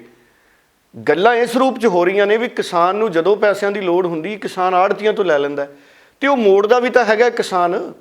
ਅਗਰ ਸਿੱਧੀ ਟਰਾਂਸਫਰ ਕਿਸਾਨਾਂ ਦੇ ਖਾਤੇ 'ਚ ਆ ਜਾਊਗੀ, ਜਿਹੜੇ ਆੜ੍ਹਤੀਆਂ ਦੇ ਪੈਸੇ ਮੋੜਨ ਵਾਲੇ ਹੋਣਗੇ, ਕਿਸਾਨ ਆਪਣੇ ਖਾਤੇ 'ਚੋਂ ਆੜ੍ਹਤੀਏ ਦੇ ਖਾਤੇ 'ਚ ਪੈਸੇ ਪਾ ਦੂਗਾ। ਆਪਾਂ ਅੱਜ ਕੱਲ੍ਹ ਪੈਟਰੋਲ ਦੇ ਵੀ ਆਨਲਾਈਨ ਟਰਾਂਸਫਰ ਕਰਦੇ ਹਾਂ, ਅੱਜ ਕੱਲ੍ਹ ਸ਼ਾਪਿੰਗ ਦੇ ਆਪਾਂ ਆਨਲਾਈਨ ਪੈਸੇ ਦਿੰਦੇ ਹਾਂ, ਆਪਾਂ ਬਿਜਲੀਆਂ ਦੇ ਬਿੱਲ ਆਨਲਾਈਨ ਭਰਦੇ ਹਾਂ, ਆਪਾਂ ਅੱਜ ਕੱਲ੍ਹ ਕਈ ਤਰ੍ਹਾਂ ਦੀਆਂ ਐਪਸ ਆ ਗਈਆਂ, ਉਹ ਪੇਟੀਐਮ ਆ ਗਿਆ, ਬੜਾ ਕੁਛ ਆ ਗਿਆ। ਕਿਸਾਨ ਮੋਬਾਈਲਾਂ ਦੇ ਰੀਚਾਰਜ ਆਨਲਾਈਨ ਕਰਾਉਂਦੇ ਆ। ਤੇ ਜੇ ਕਿਸਾਨ ਦੇ ਖਾਤੇ 'ਚ ਸਿੱਧਾ ਪੈਸਾ ਆ ਜਾਊ, ਇਹਦਾ ਮਤਲਬ ਕਿਸਾਨ ਕੋਲੇ ਪੈਸਾ ਆ ਗਿਆ। ਜਿਹੜਾ ਆੜ੍ਹਤੀਏ ਦਾ ਪੈਸਾ ਦੇਣਾ ਹੈ ਕਿਸਾਨ ਨੇ, ਉਹ ਕਿਵੇਂ ਮਰ ਜੂਗਾ? ਮੈਨੂੰ ਇਹ ਨਹੀਂ ਸਮਝ ਆਇਆ। ਆੜ੍ਹਤੀਆ ਪੈਸੇ ਛੱਡੂਗਾ ਜੀ? ਤੁਹਾਨੂੰ ਕੀ ਲੱਗਦਾ ਗਗਨ ਜੀ, ਆੜ੍ਹਤੀਆ ਜਦੋਂ ਕਿਸਾਨ ਨੂੰ ਪੈਸੇ ਦਿੰਦਾ ਉਹ ਲਿਖਤ ਪੜ੍ਹਤ ਨਹੀਂ ਕਰਦਾ? ਤੁਸੀਂ ਦੱਸੋ ਗਗਨ ਜੀ, ਨਹੀਂ ਕਰਦਾ ਆੜ੍ਹਤੀਆ ਲਿਖਤ ਪੜ੍ਹਤ? ਪੂਰੀ ਕਾਰਵਾਈ ਕਰਕੇ ਪੈਸੇ ਜਿਹੜੇ ਦਿੱਤੇ ਜੇ ਪੂਰੀ ਕਾਰਵਾਈ ਕਰਕੇ ਕਿਸਾਨ ਨੂੰ ਆੜ੍ਹਤੀਏ ਪੈਸੇ ਦਿੰਦਾ ਤੇ ਵਪਾਰ ਹੈ ਨਾ ਆੜ੍ਹਤੀਏ ਦਾ। ਤੇ ਜੇ ਕਿਸਾਨ ਨੂੰ ਸਿੱਧੇ ਪੈਸੇ ਆ ਜਾਣਗੇ, ਉਹਦੇ ਨਾਲ ਆੜ੍ਹਤੀਏ ਨੂੰ ਕੀ ਦਿੱਕਤ ਹੈ ਜੀ? ਜੇ ਆੜ੍ਹਤੀਆ ਕਿਸਾਨ ਨੂੰ ਪੈਸੇ ਦਿੰਦਾ ਲਿਖਤ ਪੜ੍ਹਤ ਕਰਕੇ, ਤੇ ਕਿਸਾਨ ਨੇ ਤਾਂ ਫਿਰ ਮੋੜਨਾ ਹੀ ਹੈ। ਤੇ ਜੇ ਸਰਕਾਰ ਸਿੱਧੇ ਕਿਸਾਨ ਦੇ ਖਾਤੇ 'ਚ ਪਾ ਦੂਗਾ, ਕਿਸਾਨ ਆਪਣੇ ਖਾਤੇ 'ਚੋਂ ਆੜ੍ਹਤੀਏ ਦੇ ਖਾਤੇ 'ਚ ਪਾ ਦੂਗਾ। ਨੰਬਰ 2, ਕਈ ਲੋਕਾਂ ਨੇ ਮੈਨੂੰ ਸੁਨੇਹੇ ਪਾਏ, ਕਹਿੰਦੇ ਜੀ ਡੱਲਾ ਜੀ ਆੜ੍ਹਤੀਏ ਤੋਂ ਜਦੋਂ ਮਰਜ਼ੀ ਕਿਸਾਨ ਪੈਸੇ ਲੈ ਸਕਦੇ ਆ। ਤੇ ਹੁਣ ਕਿਹੜਾ ਪਾਬੰਦੀ ਲੱਗ ਜਾਣੀ ਹੈ ਜੀ? ਜੇ ਕਿਸਾਨ ਦੇ ਖਾਤੇ 'ਚ ਸਿੱਧਾ ਪੈਸਾ ਆ ਜੂ, ਆੜ੍ਹਤੀਆ ਸਗੋਂ ਦੀ ਕਿਸਾਨ ਦੇ ਖਾਤੇ 'ਚ ਸਿੱਧਾ ਪੈਸਾ ਪਾਵੇ, ਉਹ 1 ਨੰਬਰ ਦਾ ਰਿਕਾਰਡ ਬਣੇ, ਨਾਲੇ ਕਿਸਾਨ ਨੂੰ ਵੀ ਪਤਾ ਲੱਗੇ ਵੀ ਮੈਨੂੰ ਕਿੰਨੇ ਪੈਸੇ ਦਿੱਤੇ ਆੜ੍ਹਤੀਏ ਭਰਾ ਨੇ। ਤੁਸੀਂ ਮੇਰੀ ਗੱਲ ਨੂੰ ਸਮਝ ਰਹੇ ਹੋ? ਕਿਸਾਨ ਦਾ ਖਾਤਾ ਖੁੱਲ੍ਹ ਗਿਆ, ਕਿਸਾਨ ਦੇ ਖਾਤੇ 'ਚ ਸਰਕਾਰ ਨੇ ਪੈਸੇ ਪਾਤੇ, ਉਹਦੇ 'ਚ ਆੜ੍ਹਤੀਆ ਵੀ ਤਾਂ ਪੈਸੇ ਪਾ ਸਕਦਾ ਹੈ। ਉਸ ਖਾਤੇ 'ਚ ਕੋਈ ਪਾਬੰਦੀ ਥੋੜ੍ਹੀ ਹੈ ਕਿ ਆੜ੍ਹਤੀਆ ਪੈਸੇ ਨਹੀਂ ਪਾ ਸਕਦਾ। ਹੁਣ ਜਦੋਂ ਕਿਸਾਨ ਨੂੰ ਪੈਸੇ ਦੀ ਲੋੜ ਹੋਊ, ਜ਼ਮੀਨ ਲਈ, ਡੀਜ਼ਲ ਲਈ, ਖੇਤੀਬਾੜੀ ਲਈ 15-20 ਹਜ਼ਾਰ ਦੀ ਲੋੜ ਹੋਊ, ਤੇ ਆੜ੍ਹਤੀਆ ਕਿਸਾਨ ਦੇ ਖਾਤੇ 'ਚ ਪਾ ਦੇ, ਤੇ ਆੜ੍ਹਤੀਏ ਕੋਲੇ ਵੀ ਪੱਕਾ ਰਿਕਾਰਡ ਹੋ ਜਾਣਾ ਹੈ ਜੀ। ਸਗੋਂ ਦੀ ਐਫੀਡੇਵਿਟ ਵਾਲੇ ਕੰਮ ਤੋਂ ਬਚਣਾ ਚਾਹੀਦਾ। ਆੜ੍ਹਤੀਏ ਜਦੋਂ ਐਫੀਡੇਵਿਟ ਭਰਾ ਲੈਂਦੇ ਆ ਨਾ, ਕਈ ਤਾਂ ਇੱਥੋਂ ਤੱਕ ਵੀ ਗੱਲਾਂ ਸੁਣੀਆਂ, ਕਹਿੰਦੇ ਕੋਰੇ ਕਾਗਜ਼ਾਂ 'ਤੇ ਸਾਈਨ ਕਰਾ ਲੈਂਦੇ ਸੀ। ਹੁਣ ਮਜਬੂਰੀ 'ਚ ਫਸਿਆ ਕਿਸਾਨ, ਕਹਿੰਦੇ ਮਰਦਾ ਕੀ ਨਹੀਂ ਕਰਦਾ। ਐਫੀਡੇਵਿਟਾਂ 'ਤੇ ਵਿਆਜਾਂ ਦੇ ਕਿੰਨੇ ਮਾਮਲੇ ਸੁਣੇ ਨੇ ਕਿ ਜੀ ਵਿਆਜ ਆ ਕਿੰਨੇ ਪੰਜਾਬੀ ਸਾਡੀਆਂ ਫਿਲਮਾਂ 'ਚ, ਗਾਣਿਆਂ 'ਚ ਤਰਾਸਦੀ ਦਿਖਾਈ ਜਾਂਦੀ ਹੈ। ਸਾਰੇ ਆੜ੍ਹਤੀਏ ਨਹੀਂ ਮਾੜੇ, ਸਾਰੇ ਪੱਤਰਕਾਰ ਵੀ ਨਹੀਂ ਮਾੜੇ ਹੁੰਦੇ। ਦੁਨੀਆ 'ਚ ਹਰ ਕੋਈ ਮਾੜਾ ਨਹੀਂ ਹੁੰਦਾ, ਕੁਝ ਕਮੀਆਂ ਹੁੰਦੀਆਂ ਸਿਸਟਮ ਦੀਆਂ। ਹੁਣ ਆੜ੍ਹਤ ਦੇ ਸਿਸਟਮ 'ਚ ਕਮੀਆਂ ਨੇ। ਹੁਣ ਐਫੀਡੇਵਿਟ ਬਣ ਜਾਂਦੇ ਸੀ, ਆਪਾਂ ਕਿੰਨੇ ਮਸਲੇ ਦੇਖੇ ਨੇ ਗਗਨ ਜੀ। ਨਾਲੇ ਰੋਕਦਾ ਕੌਣ ਹੈ ਆੜ੍ਹਤੀਆਂ ਤੇ ਕਿਸਾਨਾਂ ਦੇ ਰਿਸ਼ਤੇ ਨੂੰ? ਅਗਰ ਕੇਂਦਰ ਕਿਸਾਨਾਂ ਦੇ ਖਾਤੇ 'ਚ ਪੈਸੇ ਪਾਊਗਾ ਤੇ ਕਿਸਾਨ ਨੂੰ ਪੈਸੇ ਦੀ ਲੋੜ ਹੈ, ਗਗਨ ਆੜ੍ਹਤੀਆ ਕਿਸਾਨ ਦੇ ਖਾਤੇ 'ਚ ਪਾ ਦੇ। ਸਗੋਂ ਦੀ ਕਿਸਾਨ ਨੂੰ ਵੀ ਪਤਾ ਵੀ ਮੇਰੇ ਖਾਤੇ 'ਚ ਪੈਸੇ ਆਏ ਹੋਏ ਨੇ, ਜਦੋਂ ਮੇਰੀ ਫਸਲ ਦੇ ਪੈਸੇ ਆ ਗਏ ਮੈਂ ਮੋੜ ਦੂੰਗਾ। ਹੁਣ ਤੁਸੀਂ ਦੱਸੋ ਗਗਨ ਜੀ, ਇਹ 'ਚ ਕੀ ਦਿੱਕਤ ਹੈ ਜੀ? ਆੜ੍ਹਤੀਏ ਤੇ ਕਿਸਾਨਾਂ ਦੇ ਰਿਸ਼ਤੇ ਕਿੱਥੋਂ ਖਰਾਬ ਹੁੰਦੇ ਨੇ? ਨੰਬਰ 1। ਨੰਬਰ 2, ਕਿਸਾਨ ਕੀ ਸਾਰੀ ਫਸਲ ਹੀ ਸਰਕਾਰ ਨੂੰ ਚੁਕਾ ਦਿੰਦਾ? ਤੁਸੀਂ ਦੱਸੋ, ਕਿਸਾਨ ਦੇ ਅਗਰ 100 ਕੁਇੰਟਲ ਝਾੜ ਆ ਗਿਆ, ਕਿ ਕਿਸਾਨ ਨੇ 100 ਦਾ 100 ਕੁਇੰਟਲ ਹੀ ਚੁਕਾ ਦੇਣਾ ਹੈ ਸਰਕਾਰ ਨੂੰ ਜਾਂ FCI ਨੂੰ? ਹੋ ਸਕਦਾ ਉਹ 50 ਕੁਇੰਟਲ ਚੁਕਾਵੇ, 70 ਕੁਇੰਟਲ ਚੁਕਾਵੇ। ਹੋ ਸਕਦਾ ਕਿਸਾਨ ਆਪਣੀ ਬਾਕੀ ਦੀ ਫਸਲ ਆੜ੍ਹਤੀ ਦੇ ਜ਼ਰੀਏ ਪ੍ਰਾਈਵੇਟ ਲੋਕਾਂ ਨੂੰ ਵੇਚੇ, ਵੀ ਜੇ ਕਿਤੇ ਵੱਧ ਮੁੱਲ ਵਿਕਦਾ ਜਾਂ ਕਿਸਾਨ ਨੂੰ ਲੱਗੇ ਵੀ ਮੈਂ 5-6 ਕੁਇੰਟਲ ਘਰੇ ਸਟੋਰ ਕਰਕੇ ਰੱਖਾਂ, ਮੈਂ ਬਾਅਦ ਦੇ ਵਿੱਚ ਵੇਚੂੰਗਾ, ਉਹ ਆੜ੍ਹਤੀ ਦੇ ਜ਼ਰੀਏ ਵਿਕਣੀ ਹੈ। ਕਾਰੋਬਾਰ ਨਹੀਂ ਆੜ੍ਹਤੀ ਤੇ ਕਿਸਾਨ ਦਾ ਖਤਮ ਹੋਣਾ। ਅਸੀਂ ਗੱਲ ਨੂੰ ਸਮਝੀਏ। ਮੈਂ ਬੜੇ ਖੇਤੀ ਮਾਹਰਾਂ ਦੇ ਨਾਲ ਗੱਲ ਕੀਤੀ ਇਸ ਵਿਸ਼ੇ ਦੇ ਉੱਤੇ। ਨਾਲੇ ਮੈਂ ਵੀ ਪੰਜਾਬ ਦੀ ਮਿੱਟੀ 'ਚ ਹੀ ਜੰਮਿਆ ਖੇਡਿਆ ਜੀ, ਗੋਡੀਆਂ ਕੀਤੀਆਂ ਮੈਂ ਵੀ, ਹੈ ਗਗਨ ਜੀ। ਸੋ ਐਡੀ ਦੇਖੋ ਦੁਨੀਆ 'ਚ ਹਰ ਵਿਵਸਥਾ ਬਦਲ ਰਹੀ ਹੈ। ਕੀ ਅੱਜ ਅਸੀਂ ਗੱਡਿਆਂ 'ਤੇ ਸਫ਼ਰ ਕਰਦੇ ਹਾਂ ਗਗਨ? ਤੁਸੀਂ ਦੱਸੋ। ਤੁਸੀਂ ਸਕੂਲ ਰੇਹੜੇ 'ਤੇ ਜਾਂਦੇ ਹੋ। ਸਾਈਕਲਾਂ ਦਾ ਜ਼ਮਾਨਾ ਖਤਮ ਹੋ ਗਿਆ। ਕਿਸਾਨਾਂ ਦੇ ਪੁੱਤ ਮੋਟਰਸਾਈਕਲ ਚਲਾਉਂਦੇ, ਹੁਣ ਤਾਂ ਧੀਆਂ ਉਹ ਸਕੂਟੀਆਂ ਚਲਾਉਂਦੀਆਂ, ਹੈ ਨਹੀਂ। ਹੁਣ ਜ਼ਮਾਨਾ ਹੈਗਾ ਵੀ ਤੁਸੀਂ ਘੋੜਿਆਂ 'ਤੇ ਜਾਓ। ਤੇ ਜੇ ਕਿਸਾਨਾਂ ਦੇ ਖਾਤੇ 'ਚ ਪੈਸਾ ਸਿੱਧਾ ਪਾਉਣ ਦੀ ਗੱਲ ਆਉਂਦੀ ਹੈ ਤੇ ਉੱਥੇ ਅਸੀਂ ਰੂੜੀਵਾਦੀ ਸੋਚ ਲਿਆਉਂਦੇ ਹਾਂ ਵੀ ਨਹੀਂ ਜੀ ਆੜ੍ਹਤੀ ਤੇ ਕਿਸਾਨਾਂ ਦੀ ਪੁਰਾਣੀ ਪਰੰਪਰਾ ਚੱਲ ਰਹੀ ਹੈ, ਇਹਨੂੰ ਬਦਲੋ ਨਾ। ਐ ਤਾਂ ਫਿਰ ਬਾਲ ਵਿਆਹ ਵੀ ਚੱਲਦੇ ਸੀ, ਕਿਉਂ ਬਦਲੇ? ਬਾਲ ਵਿਆਹ ਚੱਲਦੀ ਸੀ ਨਾ ਜੀ ਪਰੰਪਰਾ, ਕਿਉਂ ਬਦਲੀ? ਚਾਈਲਡ ਲੇਬਰ ਹੈ, ਅਸੀਂ ਕਿਉਂ ਉਹਦਾ ਵਿਰੋਧ ਕਰਦੇ ਹਾਂ ਵੀ ਨਹੀਂ, ਬਾਲ ਮਜ਼ਦੂਰੀ ਨਹੀਂ ਹੋਣੀ ਚਾਹੀਦੀ। ਜਿਹੜੀਆਂ ਸਿਸਟਮ ਦੀਆਂ ਕਮੀਆਂ ਨੇ ਉਹਨਾਂ ਨੂੰ ਦਰੁਸਤ ਕੀਤਾ ਜਾਣਾ ਚਾਹੀਦਾ। ਨਾਲੇ ਦੇਖੋ ਦੁਨੀਆ ਦੇ ਹਰ ਵਿਅਕਤੀ ਨੂੰ ਹੱਕ ਹੈ, ਦੁਨੀਆ ਦਾ ਹਰ ਵਿਅਕਤੀ ਆਪਣੇ ਖਾਤੇ 'ਚ ਹੁਣ ਕੈਨੇਡਾ ਅਮਰੀਕਾ ਤੋਂ ਜਿਹੜੇ ਪੈਸੇ ਆਉਂਦੇ ਆ ਇਹ ਖਾਤਿਆਂ 'ਚ ਹੀ ਆਉਂਦੇ ਆ ਜੀ। ਕਿੰਨੇ ਬੈਂਕ ਖੁੱਲ੍ਹ ਗਏ, ਸਿੱਧਾ ਉੱਥੋਂ ID ਦੇ ਦਿੰਦੇ ਨੇ ਤੇ ਆਪਣੇ ਕਿਸਾਨ ਜਾ ਕੇ ਪੈਸੇ ਕਢਾ ਲਿਆਉਂਦੇ ਨੇ। ਉਹ ਹੁਣ ਤਾਂ ਆ ਵੀ ਚੈੱਕ ਦੇਣ ਲੱਗੇ ਵੀ ਸਿੱਧੇ ਖਾਤੇ 'ਚ ਹੀ ਟਰਾਂਸਫਰ ਕਰ ਦਿਆਂਗੇ ਕੈਨੇਡਾ ਤੋਂ। ਸੋ ਤਬਦੀਲੀਆਂ ਆ ਰਹੀਆਂ ਨੇ। ਇਹ ਬਹੁਤ ਸਧਾਰਨ ਅਤੇ ਛੋਟੀ ਗੱਲ ਹੈ ਜਿਹਨੂੰ ਬੇਵਜ੍ਹਾ ਮੁੱਦਾ ਬਣਾਇਆ ਜਾ ਰਿਹਾ ਹੈ। ਔਰ ਮੈਂ ਬੜਾ ਹੈਰਾਨ ਹਾਂ ਸਾਡੇ ਕਿਸਾਨ ਮੋਰਚੇ ਵਾਲਿਆਂ ਤੋਂ। ਦੇਖੋ ਬੜੀਆਂ ਉਮੀਦਾਂ ਸੀ ਕਿਸਾਨ ਮੋਰਚੇ ਵਾਲਿਆਂ ਤੋਂ। ਮੈਂ ਕਿਸਾਨ ਅੰਦੋਲਨ ਦਾ ਵਿਰੋਧੀ ਨਹੀਂ, ਪਰ ਕਿਸਾਨ ਅੰਦੋਲਨ ਮੈਨੂੰ ਲੱਗਦਾ ਦੁਚਿੱਤੀ 'ਚ ਪੈ ਗਿਆ। ਕਿਸਾਨ ਅੰਦੋਲਨ ਆਪ ਕਨਫਿਊਜ਼ ਆ ਵੀ ਅਸੀਂ ਕੀ ਕਰੀਏ। ਮੈਨੂੰ ਇਹ ਲੱਗਦਾ ਕਿਸਾਨ ਅੰਦੋਲਨ ਵਾਲੇ ਕਿਉਂ ਨਹੀਂ ਮੰਗ ਕਰਦੇ ਜੀ ਵੀ ਕੈਪਟਨ ਸਾਹਿਬ 2 ਸਾਲ ਹੋ ਗਏ, ਤੁਸੀਂ ਪਹਿਲਾਂ ਵੀ ਸਮਾਂ ਲਿਆ ਸੀ, ਹੁਣ ਤੱਕ ਤਾਂ ਇਹ ਮਸਲਾ ਨਿਬੇੜ ਦੇਣਾ ਚਾਹੀਦਾ ਸੀ ਤੁਹਾਨੂੰ। ਹੁਣ ਕੈਪਟਨ ਸਾਹਿਬ ਕਹਿੰਦੇ 1 ਸਾਲ ਹੋਰ ਦੇ ਦਿਓ। ਹੁਣ ਕੀ 1 ਸਾਲ ਬਾਅਦ ਜਦੋਂ ਇਹ ਵਿਵਸਥਾ ਲਾਗੂ ਹੋਣੀ ਹੈ ਕਿ ਉਦੋਂ ਆੜ੍ਹਤੀਆਂ ਤੇ ਕਿਸਾਨਾਂ ਦੇ ਕੰਮ ਕਰਨ ਦੇ ਤਰੀਕੇ 'ਚ ਬਦਲਾਅ ਨਹੀਂ ਆਊਗਾ? ਗਗਨ ਦੱਸੋ। 1 ਸਾਲ ਬਾਅਦ ਕਿਹੜਾ? ਦੇਖੋ ਹਰਿਆਣੇ ਨੇ ਵੀ ਇਹ ਸਿਸਟਮ ਲਾਗੂ ਕੀਤਾ ਗਗਨ। ਹਰਿਆਣੇ ਨੇ ਆਪਸ਼ਨਲ ਦੇਤਾ, ਤੁਸੀਂ ਆਪਸ਼ਨਲ ਦੇ ਦਿਓ ਵੀ ਜਿਹੜੇ ਆੜ੍ਹਤੀਆਂ ਦੇ ਥਰੂ ਕੰਮ ਕਰਨਾ ਚਾਹੁੰਦੇ ਉਹ ਵੀ ਕਰੀ ਚੱਲੋ, ਜਿਹੜੇ ਕਿਸਾਨ ਸਿੱਧੇ ਆਪਣੇ ਖਾਤਿਆਂ 'ਚ ਪਾਉਣਾ ਚਾਹੁੰਦੇ ਉਹ ਵੀ ਪਵਾ ਲਓ। ਪਰ ਜਿਹੜੀ ਕੇਂਦਰ ਦੀ ਅਦਾਇਗੀ ਆ ਉਹ ਕਹਿੰਦੇ ਅਸੀਂ ਖਾਤਿਆਂ 'ਚ ਪਾਉਣੀ ਹੈ, ਉਹ ਤਾਂ ਖਾਤਿਆਂ 'ਚ ਹੀ ਪੈਣੀ ਹੈ, ਉਹ ਪੈਣੀ ਵੀ ਚਾਹੀਦੀ ਹੈ। ਦੇਖੋ ਮੈਂ ਇਸ ਗੱਲ ਦਾ ਵਿਰੋਧੀ ਨਹੀਂ ਹਾਂ। ਕੋਈ ਵੀ ਪ੍ਰਣਾਲੀ ਜਦੋਂ ਲਾਗੂ ਹੁੰਦੀ ਹੈ ਨਾ ਜੀ, ਤੁਸੀਂ ਗਗਨ ਤੁਹਾਨੂੰ ਯਾਦ ਹੈ ਜਦੋਂ ਆ ਕੋਵਿਡ ਨਵਾਂ ਆਇਆ ਸੀ, ਕਿੰਨੀ ਦੁਨੀਆ ਦੇ ਵਿੱਚ ਦਹਿਸ਼ਤ ਪਾਤੀ ਸੀ ਜੀ। ਲੋਕਾਂ ਨੂੰ ਘਰੋਂ ਚੱਕ ਕੇ ਲੈ ਜਾਂਦੇ ਸੀ, ਉਹ ਟੈਸਟ ਕਰਨ ਵਾਲਾ ਟੈਂਪਰੇਚਰ ਮੱਥੇ ਤੇ ਲਾ ਦਿੰਦੇ ਸੀ, ਸਾਰਾ ਟੱਬਰ ਡਰ ਜਾਂਦਾ ਸੀ। ਅਸੀਂ ਟੈਲੀਵਿਜ਼ਨਾਂ ਤੇ ਦੇਖ ਕੇ ਅਮਰੀਕਾ, ਯੂਰਪ, ਇਟਲੀ ਦੀਆਂ ਗੱਲਾਂ ਅਸੀਂ ਟੀਵੀਆਂ ਤੇ ਦੇਖ ਕੇ ਡਰੀ ਜਾਂਦੇ ਸੀ। ਉਦੋਂ ਇਹ ਸਥਿਤੀ ਸੀ ਵੀ ਜੇ ਕਿਸੇ ਨੂੰ ਕੋਵਿਡ ਹੋ ਗਿਆ ਤੇ ਅਸੀਂ ਕਹਿੰਦੇ ਸੀ ਪਤਾ ਨਹੀਂ ਜੀ ਇਹ ਬੰਦਾ ਹੁਣ ਕੀ ਹੋਊਗਾ ਇਹਦਾ। ਅੱਜ ਬਦਲ ਗਿਆ ਵਕਤ। ਦੇਖੋ ਅੱਜ ਮੈਂ ਆਰਾਮ ਨਾਲ ਕੋਵਿਡ ਦਾ ਟੈਸਟ ਕਰਾ ਕੇ ਆ ਗਿਆ। ਜੇ ਇਹੀ ਗੱਲ ਸਾਲ ਪਹਿਲਾਂ ਕਿਸੇ ਨੂੰ ਪਤਾ ਲੱਗ ਜਾਂਦੀ ਕਿ ਡੱਲਾ ਜੀ ਨੂੰ ਬੁਖਾਰ ਹੈ, ਖਾਂਸੀ ਵੀ ਹੈ ਥੋੜੀ 2 ਦਿਨ ਹੋ ਗਏ, ਤੇ ਉਹਨਾਂ ਨੇ ਮੈਨੂੰ ਚੱਕ ਕੇ ਲੈ ਜਾਣਾ ਸੀ ਗੱਡੀ 'ਚ, ਐਂਬੂਲੈਂਸ 'ਚ। ਉਹ ਜਿਹੜਾ ਡਰ ਤੇ ਟਰੌਮਾ ਸੀ ਨਾ, ਉਹਦੇ ਕਰਕੇ ਦੁਨੀਆ 'ਚੋਂ ਚੜ੍ਹਾਈ ਕੀਤੇ ਆ ਲੋਕ। ਉਹ ਜਿਹੜਾ ਡਰ ਟਰੌਮਾ ਹੈ ਨਾ, ਟਰੌਮਾ ਡਰ, ਦਹਿਸ਼ਤ ਨਾਲ ਬਹੁਤ ਲੋਕ ਦੁਨੀਆ 'ਚ ਚੜ੍ਹਾਈ ਕੀਤੀ ਆ। ਆਉਣ ਵਾਲੇ ਸਮੇਂ 'ਚ ਜਦੋਂ ਖੋਜਾਂ ਹੋਣਗੀਆਂ ਇਹ ਗੱਲਾਂ ਆਉਣਗੀਆਂ। ਦੇਖੋ ਹੁਣ ਬੜੇ ਲੋਕ ਨੇ ਆਪਣੀ ਮਰਜ਼ੀ ਨਾਲ ਜਾ ਕੇ ਕੋਵਿਡ ਦਾ ਟੈਸਟ ਕਰਾਇਆ ਹੁੰਦੇ, ਆਪਣੇ ਆਪ ਨੂੰ ਘਰ 'ਚ ਆਈਸੋਲੇਟ ਕਰ ਲੈਂਦੇ। ਸੋ ਸਮੇਂ ਦੇ ਨਾਲ ਚੀਜ਼ਾਂ ਬਹੁਤ ਬਦਲਦੀਆਂ ਨੇ ਗਗਨ ਜੀ, ਸਾਨੂੰ ਬਦਲਣ ਦੀ ਲੋੜ ਹੈ। ਆਪਾਂ ਸਿਰਫ ਇਸ ਗੱਲ ਦੇ ਜਿੱਦ ਕਰ ਲਈਏ ਵੀ ਨਹੀਂ ਜੀ ਕਿਸਾਨ ਤੇ ਆੜ੍ਹਤੀਆਂ ਦਾ ਰਿਸ਼ਤਾ ਬੜਾ ਮਜ਼ਬੂਤ ਹੈ, ਪੈਸੇ ਆੜ੍ਹਤੀਆਂ ਦੇ ਥਰੂ ਜਾਣੇ ਚਾਹੀਦੇ ਨੇ। ਰਿਸ਼ਤਾ ਖਰਾਬ ਨਹੀਂ ਹੋਣਾ ਜੇ ਕਿਸਾਨਾਂ ਦੇ ਖਾਤੇ 'ਚ ਪੈਸੇ ਆ ਜਾਣਗੇ। ਫਸਲ ਕਿਸਾਨ ਨੇ ਵੇਚਣੀ ਹੈ, ਆੜ੍ਹਤੀਆਂ ਨੇ ਪੈਸਾ ਦੇਣਾ, ਆੜ੍ਹਤੀਆ ਪੈਸਾ ਦੇਈ ਚੱਲੇ, ਖਾਤੇ 'ਚ ਪਾਈ ਚੱਲੇ ਕਿਸਾਨ ਦੇ, ਤੇ ਕਿਸਾਨ ਨੇ ਆਪਣੇ ਖਾਤੇ 'ਚ ਹੀ ਮੋੜ ਦੇਣਾ। ਗੱਲ ਇੰਨੀ ਹੈ, ਐਡਾ ਲੰਬਾ ਚੌੜਾ ਕੋਈ ਰੌਲੇ ਵਾਲਾ ਕੰਮ ਹੈ ਨਹੀਂ ਗਗਨ ਜਿੰਨਾ ਇਹ ਬਣਾ ਦਿੱਤਾ ਗਿਆ। ਔਰ ਤੁਸੀਂ ਦੇਖੋ ਮੈਂ ਕਈ ਕਿਸਾਨ ਲੀਡਰ, ਮੈਂ ਤੁਹਾਨੂੰ ਹੋਰ ਦੱਸਦਾ, ਮੈਂ ਇੱਕ ਕਿਸਾਨ ਲੀਡਰ ਦਾ ਨਾਮ ਤਾਂ ਨਹੀਂ ਲਊਂਗਾ, ਕਿਸੇ ਕੌਮੀ ਟੈਲੀਵਿਜ਼ਨ ਚੈਨਲ ਤੇ ਡਿਬੇਟ ਕਰ ਰਹੇ ਸੀ ਉਹ ਪਰਸੋਂ। ਉਹ ਕਹਿੰਦੇ ਜੀ ਜਦੋਂ ਕਿਸਾਨ ਅੰਦੋਲਨ ਚੱਲ ਰਿਹਾ ਕੇਂਦਰ ਸਰਕਾਰ ਉਸੇ ਵੇਲੇ ਇਹ ਗੱਲ ਕਿਉਂ ਲੈ ਕੇ ਆਈ। ਹੁਣ ਉਹ ਕਿਸਾਨ ਲੀਡਰ ਦੀ ਮੈਨੂੰ ਸਮਝ ਤੇ ਬੜੀ ਹੈਰਾਨੀ ਆਉਂਦੀ ਹੈ। ਉੱਦਾਂ ਉਹ ਕਿਸਾਨ ਲੀਡਰ ਹੈ ਬੜਾ ਨਾਮੀ ਹੈ, ਕਹਿੰਦਾ ਜਦੋਂ ਕਿਸਾਨਾਂ ਦਾ ਅੰਦੋਲਨ ਚੱਲ ਰਿਹਾ ਕੇਂਦਰ ਸਰਕਾਰ ਉਸੇ ਵੇਲੇ ਇਹ ਗੱਲ ਕਿਉਂ ਲੈ ਕੇ ਆਈ। ਇਹ ਗੱਲ 2018 ਦੀ ਚੱਲੀ ਜਾਂਦੀ ਆ, ਉਹ ਕਿਸਾਨ ਆਗੂ ਨੂੰ ਪਤਾ ਹੀ ਨਹੀਂ। ਕੈਪਟਨ ਸਾਹਿਬ 1 ਸਾਲ ਦੀ ਮੋਹਲਤ ਪਹਿਲਾਂ ਮੰਗੀ ਬੈਠੇ ਸੀ, ਉਦੋਂ ਕਿੱਥੇ ਕਿਸਾਨ ਅੰਦੋਲਨ ਸੀ। ਸੋ ਇਸ ਕਰਕੇ ਕਿਸਾਨ ਮੋਰਚੇ ਦੇ ਆਗੂਆਂ ਨੂੰ ਵੀ ਕਈ ਚੀਜ਼ਾਂ ਤਕਨੀਕੀ ਤੌਰ ਤੇ ਪਤਾ ਨਹੀਂ। ਸੋ ਇਸ ਕਰਕੇ ਕਈ, ਮੈਂ ਜਿਵੇਂ ਪੰਜਾਬੀ 'ਚ ਕਹਿੰਦੇ ਆ ਨਾ, ਕਈ ਸਾਡੇ ਲੀਡਰ ਹਵਾ 'ਚ ਤੀਰ ਮਾਰੀ ਜਾਂਦੇ ਨੇ ਗਗਨ। ਸੋ ਉਹਨਾਂ ਨੂੰ ਸੋਚ ਸਮਝ ਕੇ ਫੈਸਲਾ ਗਗਨ ਇਹਦੇ ਤੇ ਕਰਨਾ ਚਾਹੀਦਾ ਜੀ। ਡੱਲਾ ਸਾਹਿਬ, ਇੱਥੇ ਦੋ ਵੱਡੇ ਸਵਾਲ ਨੇ ਇਸ ਜੋ ਖੜੇ ਕੀਤੇ ਜਾ ਰਹੇ ਨੇ ਹੁਣ ਤੱਕ, ਜੋ ਸਾਰੇ ਮੀਡੀਆ ਚੈਨਲਾਂ ਦੇ ਵਿੱਚ ਚਾਹੇ ਥੱਲੇ ਕਮੈਂਟ ਆਉਂਦੇ ਹੁਣ, ਇਹਨਾਂ ਦੇ ਵਿੱਚ ਦੋ ਸਵਾਲ ਵੱਡੇ ਖੜੇ ਨੇ। ਮੈਂ ਦੋਹੇ ਇੱਕ ਇੱਕ ਕਰਕੇ ਪੁੱਛਾਂਗਾ। ਇੱਕ ਜੋ ਕਿਸਾਨ ਅੰਦੋਲਨ ਵਾਲੀ ਪੱਖ ਤੋਂ ਆ, ਉਹਨਾਂ ਦਾ ਕਹਿਣਾ ਹੈ ਕਿ ਜੇ ਹੁਣ ਇਹ ਸਕੀਮ ਕੇਂਦਰ ਦੇ ਵੱਲੋਂ ਪੇਸ਼ ਕੀਤੀ ਗਈ ਹੈ ਤਾਂ ਇਹ ਕਿਤੇ ਨਾ ਕਿਤੇ ਜਿਸ ਤਰ੍ਹਾਂ ਆੜ੍ਹਤੀਆਂ ਤੇ ਕਿਸਾਨ ਆਪਸ ਦੇ ਵਿੱਚ ਰਲ ਕੇ ਕਿਸਾਨ ਅੰਦੋਲਨ ਚਲਾ ਰਹੇ ਸੀ, ਹੁਣ ਉਹਨਾਂ ਨੂੰ ਦੋ ਫਾੜ ਕਰਨ ਦੀ ਕੋਸ਼ਿਸ਼ ਹੋ ਰਹੀ ਹੈ ਕਿ ਕਿਸਾਨ ਅਤੇ ਦੂਜੇ ਆੜ੍ਹਤੀਏ ਵੱਖੋ ਵੱਖਰੇ ਹੋ ਜਾਣ, ਕਿਉਂਕਿ ਆੜ੍ਹਤੀਏ ਕਹਿਣ ਸਾਡਾ ਸਾਥ ਨਹੀਂ ਕਿਸਾਨ ਦੇ ਰਹੇ ਤੇ ਕਿਸਾਨ ਕਹਿਣ ਅਸੀਂ ਸਾਡੀ ਸਿੱਧੇ ਖਾਤਿਆਂ ਦੇ ਵਿੱਚ ਅਦਾਇਗੀ ਆਵੇ, ਇਸ ਨੂੰ ਲੈ ਕੇ ਉਹ ਦੋਵੇਂ ਦੋ ਫਾੜ ਹੋ ਜਾਣ। ਉਹਨਾਂ ਨੇ ਕਹਿੰਦਾ ਕਿ ਇਸ ਤਰੀਕੇ ਨਾਲ ਇਸ ਵਕਤ 'ਚ ਨੂੰ ਪੇਸ਼ ਕੀਤਾ ਜਾ ਰਿਹਾ। ਦੇਖੋ, ਹਰ ਗੱਲ ਦਾ, ਹਰ ਕਿਸੇ ਦਾ ਸੋਚਣ ਦਾ ਨਜ਼ਰੀਆ ਵੱਖਰਾ ਹੁੰਦਾ ਹੈ। ਇਹਦੇ 'ਚ ਕੋਈ ਦੋ ਰਾਏ ਨਹੀਂ ਹੈ ਕਿ ਕਿਸਾਨ ਮੋਰਚੇ ਦਾ ਰੇੜਕਾ ਕੇਂਦਰ ਸਰਕਾਰ ਨਾਲ ਬਣਿਆ ਹੋਇਆ ਹੈ। ਇਹਦੇ 'ਚ ਕੋਈ ਦੋ ਰਾਏ ਨਹੀਂ ਹੈ ਕਿ ਕਿਸਾਨ ਮੋਰਚੇ ਵੱਲੋਂ ਲਗਾਤਾਰ ਇਹ ਇਲਜ਼ਾਮ ਵੀ ਲਾਏ ਜਾ ਰਹੇ ਨੇ ਕਿ ਕੇਂਦਰ ਹੁਣ ਆੜ੍ਹਤੀਏ ਤੇ ਕਿਸਾਨਾਂ ਨੂੰ ਦੋ ਫਾੜ ਕਰਨਾ ਚਾਹੁੰਦਾ ਹੈ। ਪਰ ਦੋ ਫਾੜ ਹੋਣ ਵਾਲੀ ਨੌਬਤ ਆਵੇ ਕਿਉਂ ਗਗਨ? ਮੇਰੀ ਗੱਲ, ਮੈਂ ਬੜੀ ਤੁਹਾਨੂੰ ਸਧਾਰਨ ਗੱਲ ਦੱਸਤੀ। ਆੜ੍ਹਤੀਏ ਤੇ ਕਿਸਾਨਾਂ ਨੂੰ ਡਰ ਕੀ ਹੈ ਵੀ ਅਸੀਂ ਇੱਕ ਦੂਜੇ ਤੋਂ ਲੈਣ ਦੇਣ ਨਹੀਂ ਕਰ ਸਕਾਂਗੇ। ਤੁਸੀਂ ਦੱਸੋ, ਅੱਜ ਕੱਲ੍ਹ ਕੱਚੇ ਦੇ ਪੈਸੇ ਕੌਣ ਕਿਸੇ ਨੂੰ ਦਿੰਦਾ ਜੀ?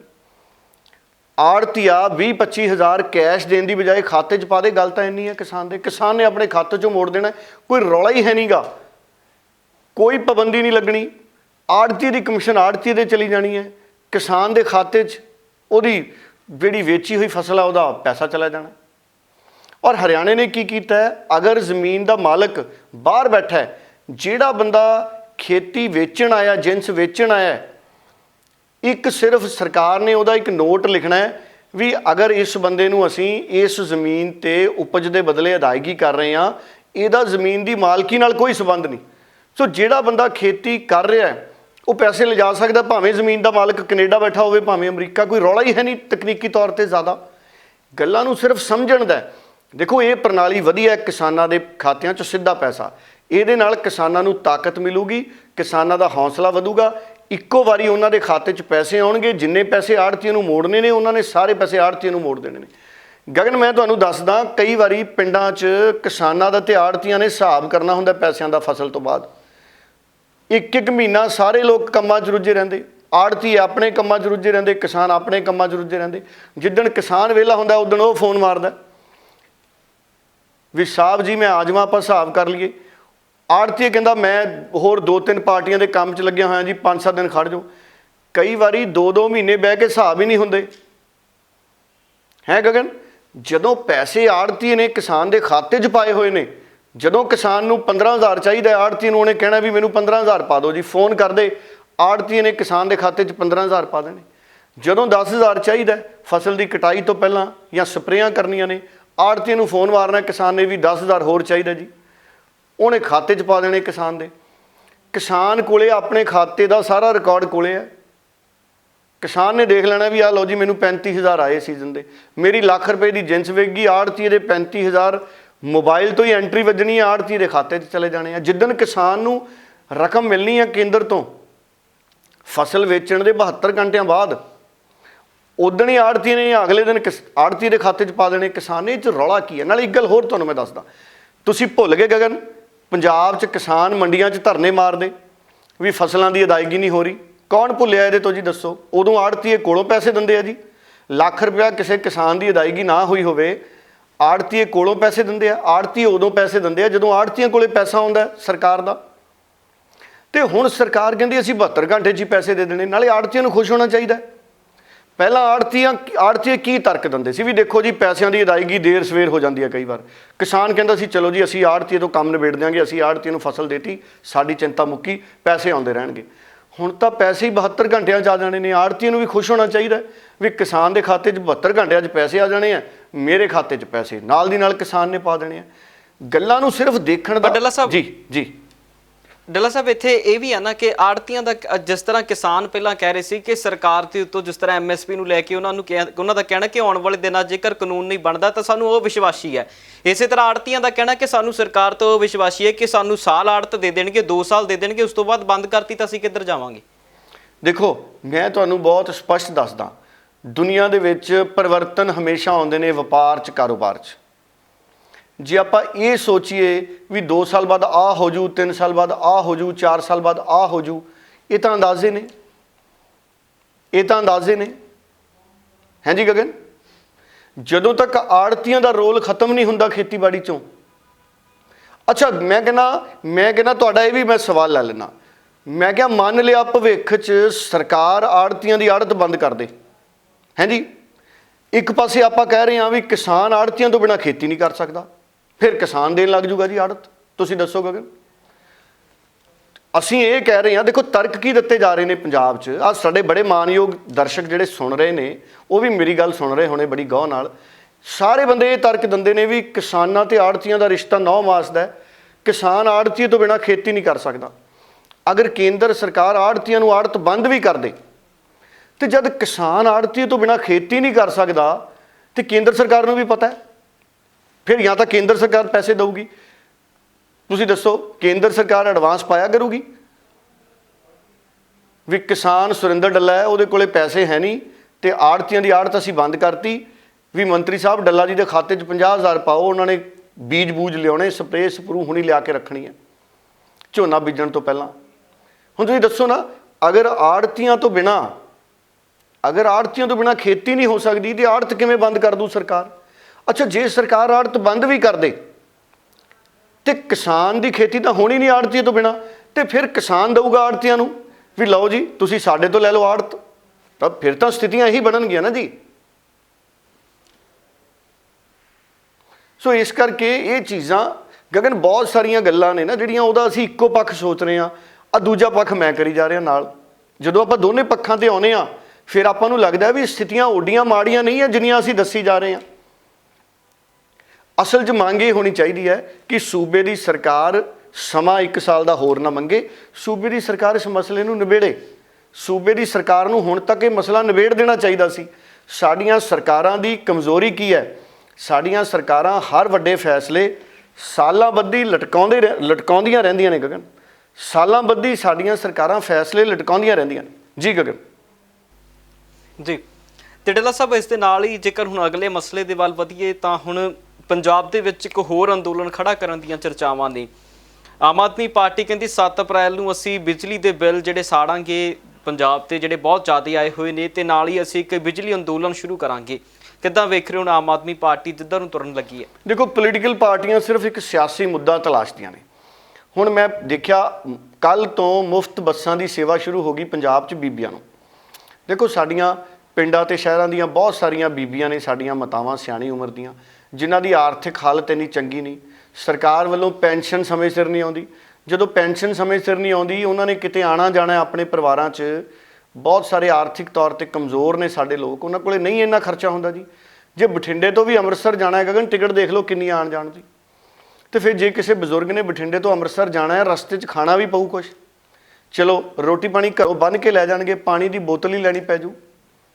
ਕੋਈ ਜਿਹਦੇ ਘਰ ਜਾਣਾ ਕੋਈ ਫਰੂਟ ਹੀ ਲੈ ਕੇ ਜਾਣੇ 4। ਸੋ ਸਫ਼ਰ ਦੇ ਵਿੱਚ ਖਰਚਾ ਹੋ ਜਾਂਦਾ ਗਗਨ। ਸੋ ਬਠਿੰਡੇ ਤੋਂ ਅੰਮ੍ਰਿਤਸਰ ਅਗਰ ਕਿਸੇ ਬੀਬੀ ਨੇ ਜਾਣਾ ਹੈ, ਉਹਦੀ ਸਹੂਲਤ ਮੁਫਤ ਹੋ ਗਈ। ਦੇਖੋ ਕਿੱਡਾ ਫਾਇਦਾ ਹੈ। ਹੁਣ ਦਿੱਲੀ 'ਚ ਕੇਜਰੀਵਾਲ ਸਰਕਾਰ ਨੇ ਵੀ ਤਾਂ ਕੀਤੀ ਸੀ ਨਾ ਜੀ। ਉਦੋਂ ਪੰਜਾਬ 'ਚ ਆਮ ਆਦਮੀ ਪਾਰਟੀ ਵਾਲੇ ਬੜੇ ਖੁਸ਼ ਹੋਏ ਸੀ ਵੀ ਦੇਖੋ ਜੀ ਕੇਜਰੀਵਾਲ ਨੇ ਦਿੱਲੀ 'ਚ ਮੁਫਤ ਬੱਸ ਸੇਵਾ ਕਰਤੀ ਔਰਤਾਂ ਲਈ।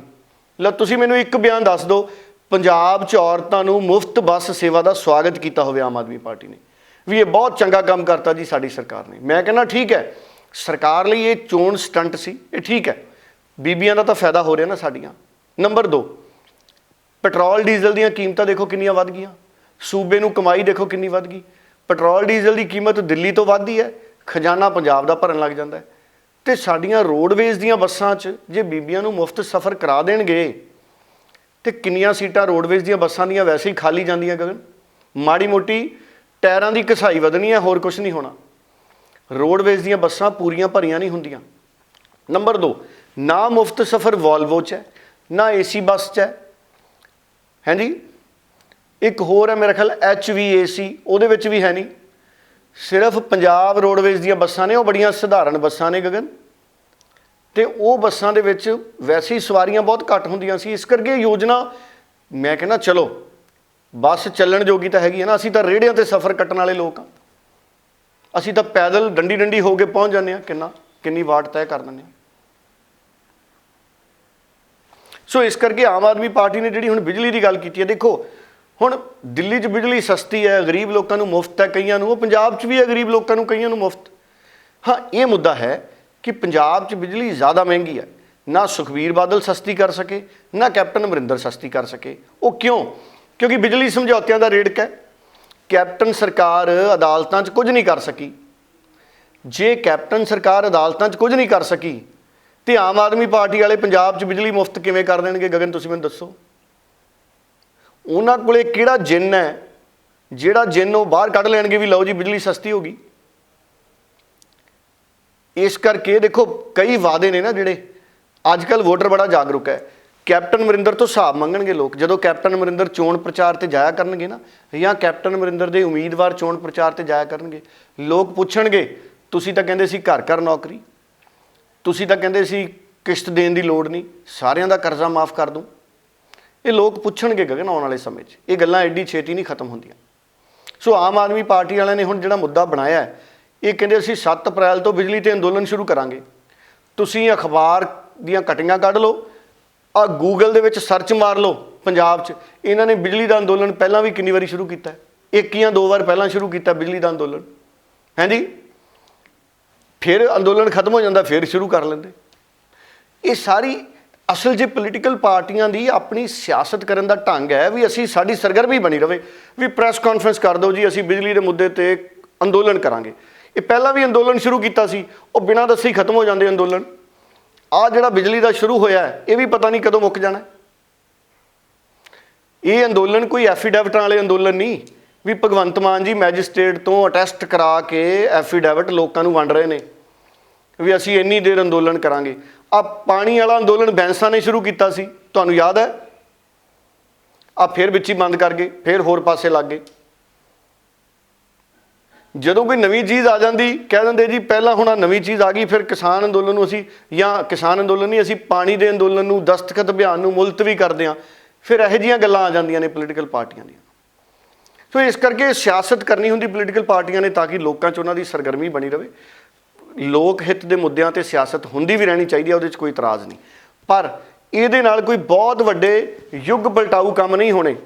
ਬਿਜਲੀ ਦੇ ਖੇਤਰ 'ਚ ਮੈਨੂੰ ਨਹੀਂ ਲੱਗਦਾ ਕਿ ਪੰਜਾਬ 'ਚ ਬਿਜਲੀ ਮੁਫਤ ਹੋ ਸਕਦੀ ਹੈ।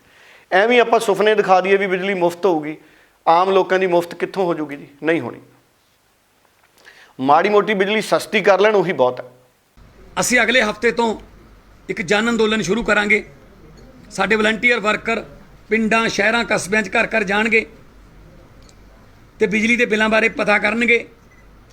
ਤੇ ਜਿੱਥੇ ਵੀ ਬਿਜਲੀ ਦੇ ਬਹੁਤ ਹੀ ਜ਼ਿਆਦਾ, ਜਿਵੇਂ ਆ 98,000 ਆ, ਤੇ ਇਸ ਤੋਂ ਪਹਿਲਾਂ ਵਾਲਾ ਬਿੱਲ ਇਸੇ ਬੰਦੇ ਦਾ 1,23,000 ਦਾ ਹੈ, ਤੇ 2 ਬੱਲਬ, 2 ਪੱਖੇ ਤੇ ਲੱਖਾਂ 'ਚ ਬਿੱਲ। ਤਾਂ ਇਹੋ ਜਿਹੇ ਬਿੱਲ ਜਿਹੜੇ ਨੇ ਉਹ ਅਸੀਂ, ਸਾਡੇ ਵਰਕਰ ਵਲੰਟੀਅਰ ਜਾਣਗੇ ਪਿੰਡਾਂ ਪਿੰਡਾਂ 'ਚ, ਅਸੀਂ ਇਹਨਾਂ ਬਿੱਲਾਂ ਨੂੰ ਅੱਗ ਲਾਵਾਂਗੇ, ਅਸੀਂ ਇਹਨਾਂ ਬਿੱਲਾਂ ਨੂੰ ਜਲਾਵਾਂਗੇ। ਕਿਉਂਕਿ ਜੇ ਇਹ ਸ਼ਰੇਆਮ ਲੁੱਟ ਹੈ, ਪੰਜਾਬ ਦੇ ਕੁਦਰਤੀ ਸਰੋਤਾਂ ਦੀ ਲੁੱਟ ਹੈ। ਤਿੰਨੇ ਜਿਹੜੇ ਸਾਡੇ ਥਰਮਲ ਪਲਾਂਟ ਨੇ ਪ੍ਰਾਈਵੇਟ, ਉਹਨਾਂ ਨਾਲ ਐਸੇ ਐਗਰੀਮੈਂਟ ਕੀਤੇ ਹੋਏ ਨੇ, ਜੇ ਬਿਜਲੀ ਨਹੀਂ ਵੀ ਉਹਨਾਂ ਤੋਂ ਖਰੀਦੋਗੇ ਤਾਂ ਵੀ ਪੈਸੇ ਦੇਣੇ ਪੈਣਗੇ। ਬਿਲਕੁਲ ਉਮੀਦ ਕਰਾਂਗੇ ਕਿ ਜਿਹੜਾ ਇਸ ਵਾਰ ਦਾ ਬਿਜਲੀ ਅੰਦੋਲਨ ਆਮ ਆਦਮੀ ਪਾਰਟੀ ਸ਼ੁਰੂ ਕਰਨ ਜਾ ਰਹੀ ਹੈ 2022 ਤੱਕ ਜ਼ਰੂਰ ਚੱਲੇਗਾ। ਦੇਖੋ ਮੈਂ ਤੁਹਾਨੂੰ ਹੋਰ ਗੱਲ ਦੱਸਦਾ, ਹੁਣ ਆ ਕੈਪਟਨ ਅਮਰਿੰਦਰ ਉਹਨਾਂ ਨੇ ਕਿੱਡੇ ਇਸ਼ਤਿਹਾਰ ਛਾਪਤੇ, ਪ੍ਰੈਸ ਕਾਨਫਰੰਸਾਂ ਹੋ ਗਈਆਂ, ਕਹਿੰਦੇ ਜੀ ਔਰਤਾਂ ਨੂੰ ਮੁਫਤ ਸਹੂਲਤ ਦੇ ਰਹੇ ਹਾਂ, ਸਿਰਫ ਰੋਡਵੇਜ਼ ਦੀਆਂ ਬੱਸਾਂ ਦੀ ਹੈ, ਨਾ ਪ੍ਰਾਈਵੇਟ 'ਚ ਹੈ, ਨਾ ਸਰਕਾਰ ਦੀਆਂ ਸਾਰੀਆਂ ਬੱਸਾਂ 'ਚ ਨੇ, ਨਾ ਪਨ ਬੱਸ 'ਚ ਹੈ, ਨਾ AC ਬੱਸ 'ਚ ਹੈ, ਨਾ ਵੋਲਵੋ ਬੱਸ 'ਚ ਹੈ। ਇਸ ਕਰਕੇ ਉਹ ਬੱਸ, ਅੱਛਾ ਮੈਂ ਪਤਾ ਕਰੂੰਗਾ ਇਹ ਵੀ ਕਿੰਨੀਆਂ ਬੱਸਾਂ ਨੇ ਜਿਹੜੀਆਂ ਉਹ ਮੁਫਤ ਸਹੂਲਤ ਵਾਲੀਆਂ ਨੇ। ਗਗਨ ਯਕੀਨ ਮੰਨੋ, ਮੈਨੂੰ ਲੱਗਦਾ 500-700 ਤੋਂ ਵੱਧ ਬੱਸਾਂ ਨਹੀਂ ਹੋਣੀਆਂ, ਮੈਨੂੰ ਲੱਗਦਾ ਜਿਨ੍ਹਾਂ 'ਚ ਮੁਫਤ ਯਾਤਰਾ ਹੋਣੀ ਹੈ। 1200 ਬੱਸ ਡੱਲਾ ਸਭ ਟੋਟਲ ਰਹਿ ਗਈ ਹੈ, ਜਿਹੜੀ ਪਨ ਬੱਸ, ਜਿਹੜੀਆਂ ਸਰਕਾਰੀ ਬੱਸਾਂ ਰਹਿ ਗਈਆਂ, ਬਾਕੀ ਤਾਂ ਹੁਣ ਤੱਕ ਕਹਿੰਦੇ ਉਹ ਖੜੇ ਗਈਆਂ ਨੇ ਜੀ। ਤੇ 1200 ਦੇ ਵਿੱਚੋਂ AC ਉਸੀ ਵੋਲਵੋ ਕੱਢ ਲਈਏ ਤਾਂ ਉਹੀ 500-700 ਬਾਕੀ। ਮੈਂ ਉਹੀ ਕਹਿਣਾ ਨਾ ਵੀ ਹੁਣ 500-700 ਬੱਸਾਂ 'ਚ ਔਰ 50 ਦੀ ਸਵਾਰੀ ਹੈ। ਮੈਂ ਤੁਹਾਨੂੰ ਉਹੀ ਗੱਲ ਕਹਿ ਰਿਹਾ, ਜਿਹੜੀਆਂ ਬੱਸਾਂ 'ਚ ਮੁਫਤ ਬੱਸ ਯਾਤਰਾ ਹੈ ਨਾ, ਉਹ ਬੱਸਾਂ ਰੋਡਵੇਜ਼ ਦੀਆਂ ਬਹੁਤ ਕਮਜ਼ੋਰ ਉਹਨਾਂ ਦੀ ਸਥਿਤੀ ਹੈ ਮੇਰੇ ਵਾਂਗ। ਉਹ ਅੱਧੀਆਂ ਤਾਂ ਵੈਸੇ ਹੀ ਖਾਲੀ ਜਾਂਦੀਆਂ ਸੀ। ਨੰਬਰ 2, ਪੈਟਰੋਲ ਤੇ ਡੀਜ਼ਲ ਦੇ ਮੁੱਲ ਦੇਖੋ ਕਿੰਨੇ ਵੱਧ ਗਏ, ਸਰਕਾਰ ਨੂੰ ਪਤਾ ਹੀ ਨਹੀਂ ਲੱਗਣਾ ਐਡੇ ਜ਼ਿਆਦਾ ਪੈਟਰੋਲ ਡੀਜ਼ਲ ਦੇ ਮੁੱਲ ਵਧੇ ਹੋਏ ਨੇ। ਇਸੇ ਕਰਕੇ ਬੱਸਾਂ ਦੇ ਕਿਰਾਏ ਨਹੀਂ ਵਧੇ। ਸਰਕਾਰ ਕਹਿੰਦੀ ਬੱਸਾਂ ਦੇ ਕਿਰਾਏ ਕਿਉਂ ਵਧਾਉਣੇ ਆ, ਪੈਟਰੋਲ ਡੀਜ਼ਲ ਤੋਂ ਸਾਨੂੰ ਆਮਦਨੀ ਇੰਨੀ ਹੈ। ਜੀ। ਤੇ ਇਸ ਦੇ ਨਾਲ ਹੀ ਡੱਲਾ ਸਾਹਿਬ ਹੁਣ ਇੱਕ ਵਾਰ ਫਿਰ ਤੋਂ ਸਿਹਤਯਾਬ ਹੋਏ ਨੇ ਕੋਵਿਡ ਦੇ ਨਾਲ ਨਜਿੱਠਣ ਤੋਂ ਬਾਅਦ ਨੈਗੇਟਿਵ ਰਿਪੋਰਟ ਹੋਈ ਹੈ ਤੇ ਸੁਖਬੀਰ ਬਾਦਲ ਇੱਕ ਵਾਰ ਫਿਰ ਤੋਂ ਵੱਡੀਆਂ ਰੈਲੀਆਂ ਦੇ ਵੱਲ ਤੁਰੇ ਨੇ। ਇੱਕ ਵਾਰ ਫਿਰ ਪੰਜਾਬ ਦੇ ਲੋਕਾਂ ਦੇ ਵੱਲੋਂ ਉਹਨਾਂ ਨੇ ਜਵਾਬ ਮੰਗਿਆ ਕੈਪਟਨ ਅਮਰਿੰਦਰ ਸਿੰਘ ਤੋਂ। ਅਜਨਾਲਾ ਦੇ ਵਿੱਚ ਇੱਕ ਹੋਰ ਟਿਕਟ ਅਨਾਉਂਸ ਕਰ ਗਏ। ਦੇਖੋ, ਬੋਨੀ ਅਜਨਾਲਾ ਨੂੰ ਉਹਨਾਂ ਨੇ ਉਮੀਦਵਾਰ ਐਲਾਨਤਾ ਔਰ ਰੈਲੀ ਜਿਹੜੀ ਸੁਖਬੀਰ ਬਾਦਲ ਦੀ ਇਹ ਭਰਵੀਂ ਸੀ। ਦੇਖੋ, ਰੈਲੀਆਂ ਦਾ ਹੁਨਰ ਹੈ ਅਕਾਲੀ ਦਲ ਕੋਲੇ। ਅਕਾਲੀ ਦਲ ਨੇ ਪਿਛਲੇ ਸਮੇਂ 'ਚ ਜਦੋਂ ਬਰਗਾੜੀ ਵਾਲੇ ਮਾਮਲੇ ਉੱਠੇ, ਉਸ ਤੋਂ ਬਾਅਦ ਚੋਣਾਂ ਤੋਂ ਪਹਿਲਾਂ ਸਦਭਾਵਨਾ ਰੈਲੀਆਂ ਕੀਤੀਆਂ ਸੀ। ਸੋ ਅਕਾਲੀ ਦਲ ਕੋਲੇ ਹੁਨਰ ਹੈ। ਅਕਾਲੀ ਦਲ ਨੂੰ ਪਤਾ ਹੈ ਕਿ ਰੈਲੀਆਂ ਦੀ ਸਿਆਸਤ ਕਿਵੇਂ ਕਰਨੀ ਹੈ। ਸੁਖਬੀਰ ਬਾਦਲ ਦੀ ਹਰ ਰੈਲੀ 'ਚ ਚੰਗਾ ਰਸ਼ ਹੈ। ਪਿਛਲੀਆਂ ਚੋਣਾਂ ਤੋਂ ਪਹਿਲਾਂ ਵੀ ਅਕਾਲੀ ਦਲ ਦੀਆਂ ਰੈਲੀਆਂ 'ਚ ਬਹੁਤ ਰਸ਼ ਹੁੰਦਾ ਸੀ, ਪਰ ਅਕਾਲੀ ਦਲ ਨੂੰ ਸੀਟਾਂ ਕਿੰਨੀਆਂ ਮਿਲੀਆਂ? ਆਮ ਆਦਮੀ ਪਾਰਟੀ ਨਾਲੋਂ ਵੀ ਘੱਟ। ਸੋ ਇਸ ਕਰਕੇ ਹੁਣ ਰਸ਼ ਜਿਹੜੇ ਰੈਲੀਆਂ 'ਚ ਹੋ ਰਹੇ ਨੇ, ਉਹ ਕਿਸਾਨ ਅੰਦੋਲਨ ਉਹਦਾ ਬਹੁਤ ਵੱਡਾ ਕਾਰਨ ਹੈ। ਇਸ ਰੈਲੀ 'ਚ ਵੀ ਸੁਖਬੀਰ ਬਾਦਲ ਦੀ ਕਿਸਾਨ ਅੰਦੋਲਨ ਦੇ ਕਿੰਨੇ ਬੈਨਰ ਲੱਗੇ ਸੀ। ਸੋ ਬੋਨੀ ਅਜਨਾਲਾ ਨੂੰ ਉਹਨਾਂ ਨੇ ਉਮੀਦਵਾਰ ਉਤਾਰਤਾ। ਰੈਲੀ ਸੁਖਬੀਰ ਬਾਦਲ ਦੀ ਭਰਵੀਂ ਸੀ। ਕੋਵਿਡ ਤੋਂ ਨੈਗੇਟਿਵ ਹੋ ਕੇ ਆ ਗਏ ਨੇ। ਜੋਸ਼ ਉਹਨਾਂ ਨੇ ਫਿਰ ਆਪਣੀ ਰੈਲੀ 'ਚ ਪੂਰਾ ਦਿਖਾਇਆ। ਕੈਪਟਨ ਅਮਰਿੰਦਰ ਤੇ ਉਹਨਾਂ ਨੇ ਦੱਬ ਕੇ ਸਿਆਸੀ ਹਮਲੇ ਕੀਤੇ ਨੇ।